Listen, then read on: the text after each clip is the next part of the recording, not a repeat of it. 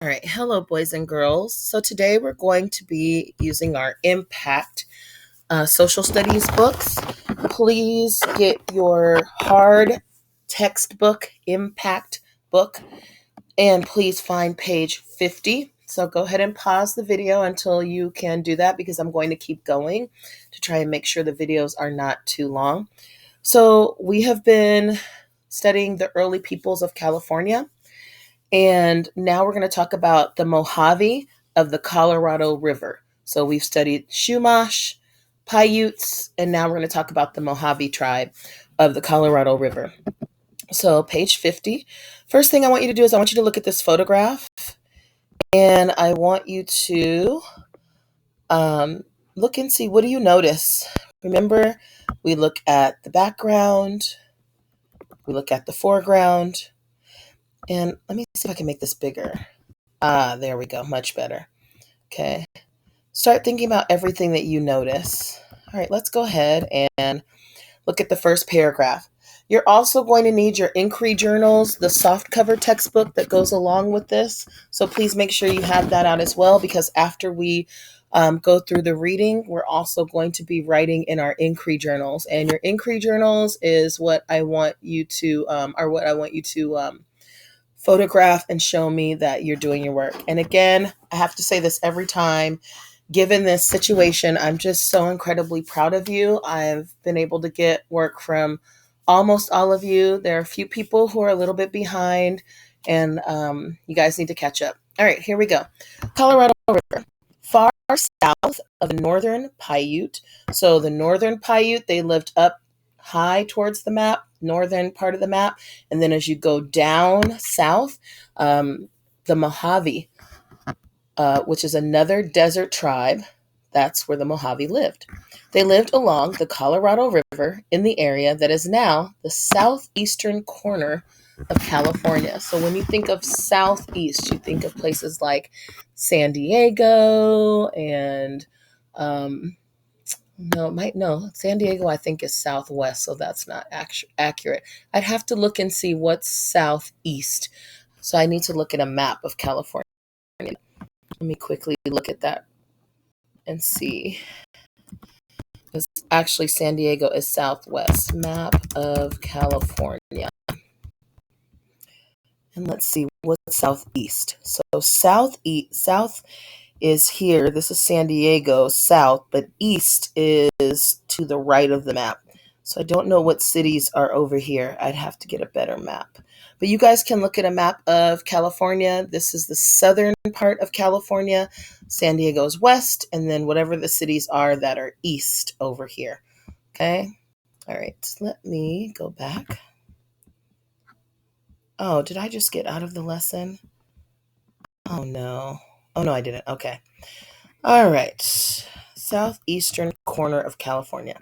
The summers were very hot and the winters were very mild. So mild meaning, not a lot of cold rain. Very little rain fell on the arid. Arid means dry. Go ahead and underline the word arid, draw an arrow over here and write dry. So whenever someone uses that word, it usually refers to something being very dry. The river provided fresh water for the people and wildlife being the animals that live there. In fact, the river shaped the lives and customs of the Mojave. So what does that mean? It shaped their lives. It basically means that everything that they did revolved around their life at the river. The river gave them food. The river gave them water. The river even gave them transportation. The Mojave hunted rabbits and other small animals. However, they depended on the river for most of their food. Mojave men caught fish in the river. The river also provided rich soil for farming. In winter and early spring, the Colorado River flooded. Okay, so that means that when it rained, the river would overflow. Okay, in early summer, the river lowered. Okay, when it's summer and it's heat, the sun starts to dry out the river. Okay, and left the riverbanks covered in rich mud. The Mojave would plant their seeds into this wet, fertile soil. Many Mojave grew corn, beans, and pumpkins. In fall, the Mojave harvested their crops. So, what does that mean, harvested? You guys harvest different fruits and vegetables in the garden. Okay. So, that means that they are, after their plants have grown, they are plucking their plants, pulling their plants out so that they can eat and feed their families. They dried some of their vegetables, such as corn, then they stored it for winter. The plant seeds were used as food or saved for planting the following year, so the next year. In addition to harvesting crops, Mojave women also gathered wild plants, such as the mesquite bean. These beans were used to make drinks, food, and flour. So now, before we turn, I want you to reflect on what you have learned about the Mojave people. Why was the river important to them? Think about that. Think about how their lives would be very different if they didn't have all that they needed from this awesome river. Okay? And let's turn, please. Page 51. All right, what's going on with my book here? Okay. Come on. And turn. And zoom. All right. So let's look at page 51. Again, look at the photograph. What do you notice about the corn here? Does it look like the corn that we always buy in the supermarket? It's a little different. It's just like natural corn, what real natural corn looks like. The tribe used different food sources in different seasons. The type of house the Mojave lived in also changed with the seasons. Now, this is really important because I'm going to have you do a drawing. I'm going to have you do a drawing of what a Mojave house might look like. So you're going to need your colored pencils. You're going to need markers or crayons, whatever it is that you have available, and plain paper. You're not going to do a Google Doc. You're just going to do it on plain paper. You're going to title it Mojave House or Mojave Lodging. And I want you to now look at the description that we're about to read to see if you can recreate a Mojave house based on this description. The type of house the Mojave lived in also changed with the seasons. What that means is their house would look one way in the summer and one way in the winter. And I want you to think why that might be. Why might their houses look different? I would love for you to comment and give me that explanation. What do you think? Okay. During the spring, summer, and fall, the Mojave often lived close to the river for fishing and farming. Near the river, they built homes raised on stilts.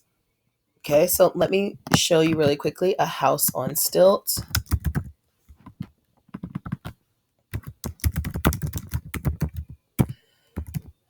And what that might look like. Okay, so there's some different kinds of homes built on stilts.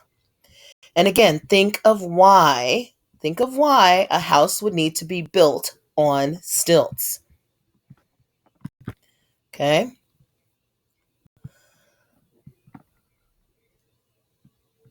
Okay, and it tells you right here actually. Near the river, they built homes raised on stilts to protect them from flooding. So when they had heavy rains, the river would flood, and if they didn't have their houses built on stilts, their houses would wash away in the rivers, okay? These homes were built using a wooden frame covered by grass. So there's giving you a lot of descriptive details on what a Mojave house looks like. You're going to use these descriptive details to draw your interpretation of a Mojave house. So it was covered by grass and brush. During the colder months, the Mojave moved further from the river. Why do you think that is? Here, they lived in homes with straight sides and sloping roofs. What is a sloping roof? If you don't know, I want you to look it up. These homes were often made of wood from cottonwood trees. You can also look up a cottonwood tree as well. The roofs and walls were often covered with mud and clay that helped the home stay warmer in the winter. So this should give you an idea of what colors you need to use to draw your own house, your own Mojave house. And let's look at the caption. Mojave families work together to grow crops such as corn and pumpkins on the fertile banks of the Colorado River. And then the last paragraph. The Mojave had a rich cultural life in their settlements. The tribal leader was a hereditary chief, meaning the leadership role was passed down from parent to child. So you couldn't just be someone in the tribe who said, "Oh, I want to be the leader." No, you had to inherit it from either your father, more than likely, because the leaders were men. Okay, so it was passed down from the father to the child, or the grandfather to the father to the child. Religious leaders organized feasts. Feasts are large meals, celebrations, and ceremonies. The Mojave believed dreams and visions were sources of knowledge and power. Significant dreams and visions were shared as great tellings and sings. These tribal ceremonies celebrated the history and the legend of the Mojave. Now I want you to look at stop and check. You can't get in a small group because, of our situation, but I want you to think and identify geographic features. A geographic feature is the natural resources of the land, the natural part of the land.